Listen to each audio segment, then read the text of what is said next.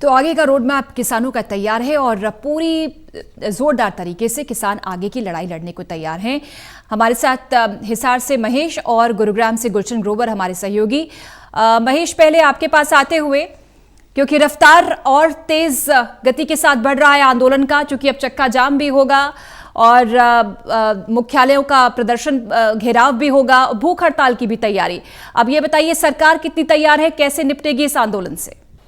देखिए, बिल्कुल धार भी होगी और रफ्तार भी होगी। जिस तरीके से हरियाणा के गांव-गांव में इस आंदोलन को लेकर तैयारियां की जा रही हैं, उसके बूते में ये बात कह सकता हूं कि आंदोलनकारियों की तरफ से 100 करोड़ रुपए तक की भी जो राशि है वो सहयोग राशि के रूप में आंदोलनकारियों तक पहुंचाई जा सकती है। बड़ी जानकारी तमाम हरियाणा के दर्शकों तक मैं देने जा रहा हूं। हरियाणा के एक एक गाँव में आर्थिक सहयोग यहाँ पर लिया जा रहा है पाने के हिसाब से। इसके अलावा गोत्र के हिसाब से एक एक गाँव में एक एक किसान परिवार आर्थिक सहयोग यहाँ पर कर रहा है, जो 500 रुपए से लेकर 50,000 रुपए तक है। एक एक गाँव से अगर हम आंकड़ा जुटाने की कोशिश करें तो हरियाणा के सिर्फ हर एक गांव से अगर 1 लाख रुपए की आर्थिक सहायता का आकलन भी अगर किया जाए तो 60 करोड़ से ज्यादा की ये जो आर्थिक सहायता तैयार हो जाती है। और जिस तरीके से बढ़ चढ़कर किसान आंदोलन में आर्थिक सहयोग देने के लिए तमाम किसान परिवार तैयार है, उसके बूते में ये कह सकता हूं कि 100 करोड़ रुपए की भी अगर आंदोलनकारियों को राजधानी दिल्ली में जरूरत पड़ेगी तो उसकी व्यवस्था हरियाणा के किसान परिवार आसानी से कर सकते हैं। उसके साथ ही तमाम तरह की जो दूसरी चीजें हैं, चाहे अनाज की बात की जाए, दूध की बात की जाए, तमाम वो चीजें आंदोलनकारियों तक राजधानी दिल्ली में आसानी से पहुंचाई जा सकती है।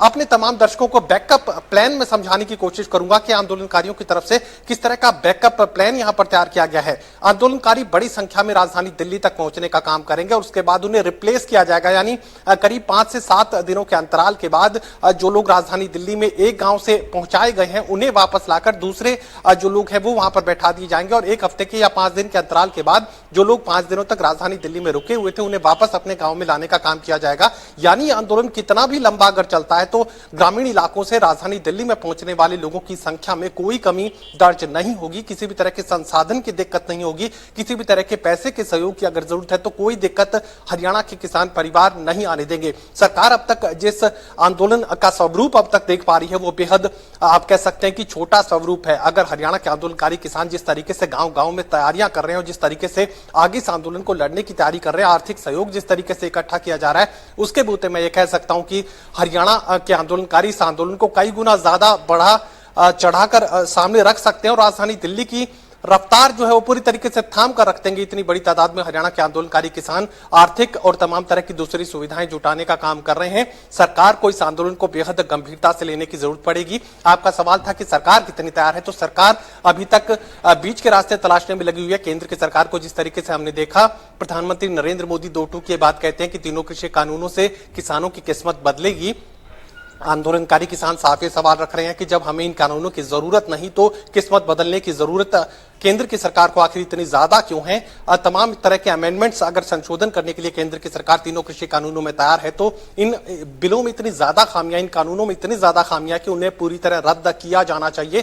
किसान 2 टूक कह चुका है कि तीनों कृषि कानूनों को रद्द करने से कम उन्हें कुछ भी मंजूर नहीं, और केंद्र की सरकार लगातार फायदे गिनवाने का काम कर रही है। ऐसे में आसानी से समझा जा सकता है कि बीच का रास्ता नहीं मिलेगा, यह आंदोलन आगे बढ़ेगा और किसान परिवार भी इस बात को समझ रहे हैं कि इस आंदोलन को अब आगे बढ़ाने की जरूरत पड़ेगी, बेहद सख्ती दिखाने की जरूरत पड़ेगी। और जहां तक हिसार में हम मौजूद हैं इस वक्त और हिसार के जो तमाम इनपुट्स मेरे पास अभी तक आए हैं उसके बूते में कह सकता हूं कि हजारों की तादाद में जो किसान है जिला मुख्यालय तक पहुंचेंगे। शांतिपूर्वक ये पूरा प्रदर्शन रहेगा। हालांकि भूख हड़ताल का ऐलान भी कुछ संगठनों की तरफ से किया गया है, जो सुबह 10 बजे से लेकर शाम 5 बजे तक अपनी भूख हड़ताल रखेंगे। आंदोलन पूरी तरह शांतिपूर्ण रहेगा, लेकिन हजारों की तादाद में ये जो आंदोलनकारी हिसार पहुंचेंगे और उसके बाद राजधानी दिल्ली तक पहुंचने का जो रोड मैप है वो भी तैयार किया जा चुका है। गुलशन, कुछ दिन पहले ही हरियाणा के मुख्यमंत्री ये कह रहे थे कि ये जो किसान आंदोलन है इसमें हरियाणा के किसान शामिल नहीं हैं, लेकिन महेश ये बता रहे हैं कि हरियाणा में तो पूरा बैकअप प्लान बनाया जा रहा है। किस तरह से और तैयारियां हो, सहयोग हो,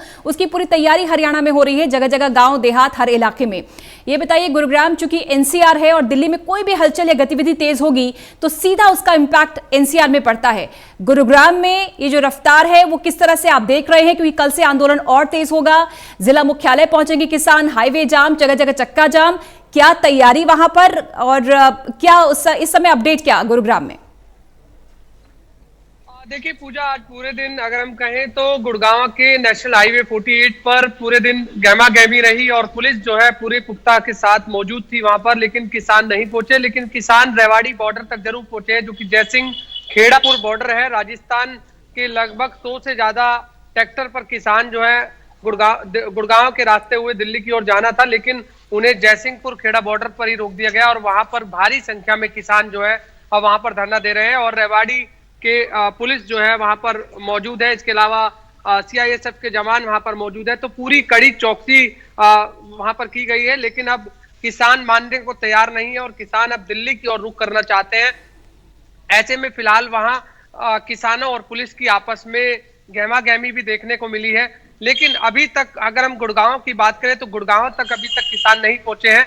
और खेड़की दोला टोल की बात करें तो क्योंकि टोल के वहां से उन्हें निकलना था, इससे पहले एक पचगांव चौक पड़ता है जो कि कुंडली मानेसर पलवल एक्सप्रेसवे है, वहां से उन्हें निकलना था। बिलासपुर चौक से उन्हें होकर निकलना था। तो सभी जगह पुलिस की काफी संख्या में तैनाती की गई है, लेकिन अभी तक किसान वहां नहीं पहुंचे। लेकिन खबर जो सामने आ रही है वो रेवाड़ी बॉर्डर की जरूर आ रही है कि रेवाड़ी बॉर्डर पर किसान पहुंच गए हैं, जहां पर योगेंद्र यादव जो है स्वराज इंडिया के अध्यक्ष वो वहां मौजूद हैं। इसके अलावा एक किसान नेता और वहां मौजूद है। उनकी मौजूदगी में राजस्थान से लगभग सैकड़ों ट्रैक्टर में किसान जो है भरकर आए हैं और अब वो दिल्ली की ओर कूच करना चाहते हैं, लेकिन फिलहाल उन्हें वहां रोक दिया गया और वहीं पर वो धरना उनका चल रहा है। लेकिन गुड़गांव की बात करें तो पूजा, गुड़गांव में लगातार पुलिस ने कड़ी चौकसी यहाँ पर की हुई थी और पूरे दिन आज गहमा गहमी रही कि किसान कब पहुंच रहे हैं, किसान आ रहे हैं नहीं आ रहे हैं। इस तरह की बातचीत जो है हमने तमाम सीआईडी महकमे में भी हमें देखने को मिला। गुड़गांव पुलिस की आपस में जो बातचीत का दौर चला वो भी हमें सुनने को मिला। तो इस तरह की हमने देखा। और आपने एक सवाल जरूर अच्छा किया कि हरियाणा के मुख्यमंत्री मनोहर लाल खट्टर कह रहे थे कि उसमें हरियाणा के किसानों का योगदान नहीं है आंदोलन में, और इसकी कड़ी निंदा भी की गई थी। और जब ये बयान हरियाणा के किसानों ने सुना तो उन्होंने ये जरूर कहा कि पंजाब हमारा बड़ा भाई है, तो ऐसे में हम सारे किसान जो है हरियाणा के वो उनके साथ है। और अब हरियाणा से, जैसा कि मेरे सहयोगी महेश बता रहे थे, कि उन चंदा इकट्ठा करना भी शुरू कर दिया है। जो भी दिल्ली में आंदोलन कर रहे हैं उनके लिए पैसा इकट्ठा करना शुरू कर दिया है। तो आप भी देख रहे हैं और हम भी देख रहे हैं किस तरीके से सिंधु बॉर्डर पर तमाम किसानों की सेवाएं की जा रही हैं। हर तरीके से उनको भोजन दिया जा रहा है, चाहे सुबह का ब्रेकफास्ट हो, दोपहर का लंच हो, शाम की डिनर हो। तो इस तरह के हम जरूर देख रहे हैं। लेकिन फिलहाल हम ये जरूर कहेंगे कि किसानों का जो ये आंदोलन है वो लगातार अब बढ़ता जा रहा है। बिल्कुल बढ़ता जा रहा है, धार भी, और कल से और तेज रफ्तार भी। महेश बने रहिए, गुलशन बने रहिए, लौटेंगे। लेकिन एक छोटे सा हम ब्रेक ले रहे हैं। 18वां दिन है आंदोलन का और कल से और तेज गति के साथ आंदोलन बढ़ाने की चेतावनी किसानों।